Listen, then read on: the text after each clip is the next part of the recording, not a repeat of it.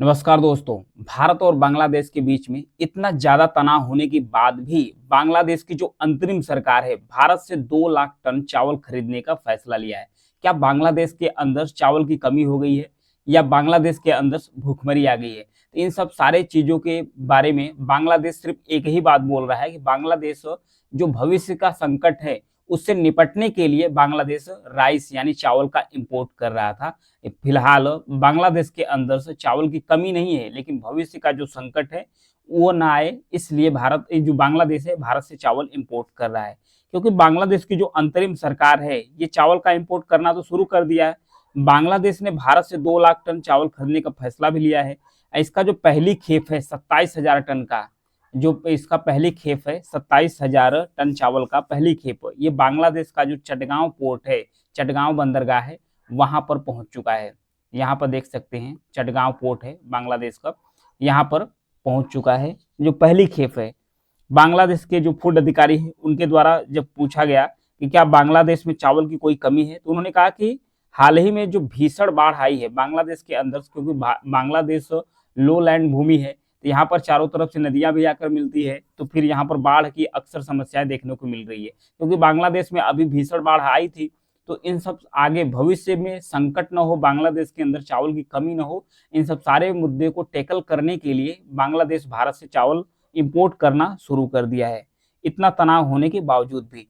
और बहुत से आइटम्स है जो भारत पर डिपेंड है बांग्लादेश, इसलिए बांग्लादेश भारत को अवॉइड भी नहीं कर सकता, क्योंकि भारत के 3 तरफ से तो भारत से घिरा हुआ है। एक तरफ है बे ऑफ बंगाल, एक तरफ सिर्फ बांग्लादेश खुला है, इसलिए भारत को अवॉइड नहीं कर सकता। अब बहुत सारी चीजों को इंपोर्ट करता है बांग्लादेश, जैसे कि कपास हो गया, गेहूं हो गया, चावल हो गया, चीनी हो गया, मसाले हो गए, सब्जियां, फल हो गया, और बहुत सारे जो प्रोसेस्ड आइटम होते हैं वो भी बांग्लादेश भारत से इंपोर्ट करता है। यानी भारत को अवॉइड बांग्लादेश तो फिलहाल नहीं कर सकता, ये चावल लेना शुरू कर दिया है। इतना ही नहीं, जो बांग्लादेश है, बांग्लादेश सरकार है, गवर्नमेंट टू गवर्नमेंट बिजनेस करना शुरू कर दिया है, यानी कि सरकार टू सरकार भी चावल खरीदना इंपोर्ट करना शुरू कर दिया है। तो इन सब सारे मुद्दे को लेकर बांग्लादेश के अंदर से भारत के जो हाई कमिश्नर हैं, बांग्लादेश के भारत के हाई कमिश्नर हैं जिनका नाम है प्रणय कुमार वर्मा, इन्होंने कहा कि शेख हसीना का जब से तख्ता पलट हुआ है, तख्ता पलट होने के बाद भी जो अंतरिम सरकार है बांग्लादेश की, उसके साथ हमने पूरी ईमानदारी से काम किया है, और भारत आगे भी पूरी ईमानदारी से बांग्लादेश के साथ काम करने के लिए तैयार है। क्योंकि भारत भी बहुत सारा एक्सपोर्ट बांग्लादेश को करता है। अभी तो मैंने बताया कि कितने सारे आइटम्स जो बांग्लादेश भारत है बांग्लादेश को मतलब एक्सपोर्ट करता रहता है। तो इन सारे मुद्दे को लेकर बांग्लादेश ने कहा कि हमारे यहाँ कमी तो नहीं है, लेकिन दिक्कतें भविष्य में न हो इसके लिए किया जा रहा है। क्योंकि बांग्लादेश में जब तख्ता पलट हुआ था, शेख हसीना की सरकार वहां से चली गई थी, उसके बाद से भारत और बांग्लादेश के बीच में तनाव लगातार बढ़ता चला गया। तनाव बढ़ने का सबसे बड़ा रीजन यह है कि बांग्लादेश में जब जन आंदोलन हुआ था आरक्षण को लेकर, इन जन आंदोलन के आंधी में जो तख्ता पलट हुआ है, तख्ता पलट होने के बाद शेख हसीना भागकर भारत चली आई थी इंडिया में। तो इंडिया में आकर वो अपना शरण ली हैं, तो भारत के खिलाफ भी एंटी सेंटीमेंट बांग्लादेश के अंदर उभरना शुरू कर दिया।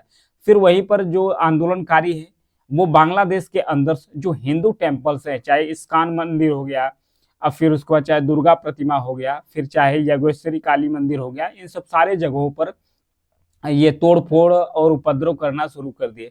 इसको लेकर भारत भी नाराज हुआ है। भारत और भारत के साथ साथ दुनिया के अन्य देश भी बांग्लादेश की जो अंतरिम सरकार है उसको बार बार चेतावनी दी है कि जो माइनॉरिटीज हैं बांग्लादेश के अंदर, जो हिंदू माइनॉरिटी हैं, इनके ऊपर जो हमले हो रहे हैं, इस हमले को टेकल किया जाना है, इसको रोका जाना चाहिए। इवन जो बांग्लादेश की अंतरिम सरकार है ये भारत से निवेदन कर रही है कि जो शेख हसीना है, शेख हसीना को वापस बांग्लादेश के अंदर भेजा जाए, ताकि शेख हसीना के ऊपर से बहुत सारे मुकदमे किए गए हैं, उन मुकदमे को लेकर बांग्लादेश के अंदर शेख हसीना पर मुकदमा चलाया जाए, उन पर कोर्ट जो डिसीजन लेगा वो करेगा। क्योंकि अभी भी राजनीतिक शरण ली हुई है भारत के अंदर शेख हसीना, तो बांग्लादेश बार बार मांग रहा है। तो इन सब सारे मुद्दे को लेकर अभी भी बांग्लादेश और भारत के बीच में जो तनाव है ये कंटिन्यूअसली बढ़ता चला जा रहा है। फिर तब भी दोनों देशों के बीच में इतना ज्यादा तनाव होने के बाद भी जो ट्रेड है, जो व्यापार है दोनों देश के बीच में जारी है। ट्रेड जारी होने का रीजन से, क्योंकि बांग्लादेश तीनों तरफ से भारत से ही घिरा हुआ है, तो ये ज्यादातर इसको जो इंपोर्ट करता है बांग्लादेश भारत से, ये इसे सस्ता पड़ता है। अगर ये पाकिस्तान से कहीं इंपोर्ट करेगा तो भी इसे महंगा पड़ेगा, चाइना से लेता है तो भी महंगा पड़ेगा। तो बांग्लादेश के लिए सूटेबल भारत है, क्योंकि भारत यहाँ से कुछ भी चीज चला जाएगा। इवन भारत जो रॉ मटेरियल है कपास का, सबसे ज्यादा बांग्लादेश के अंदर ही एक्सपोर्ट करता है। यानी भारत भारत का भी एक्सपोर्ट बांग्लादेश के ऊपर, मतलब बांग्लादेश में बहुत ज्यादा भारत भी एक्सपोर्ट करता है, और बांग्लादेश तो इंपोर्ट करता ही है। और बांग्लादेश और भी अपने प्रोडक्ट्स भी भारत को एक्सपोर्ट करता है, अपना जो गवर्नमेंट टू गवर्नमेंट बिजनेस है वो चला रहा है।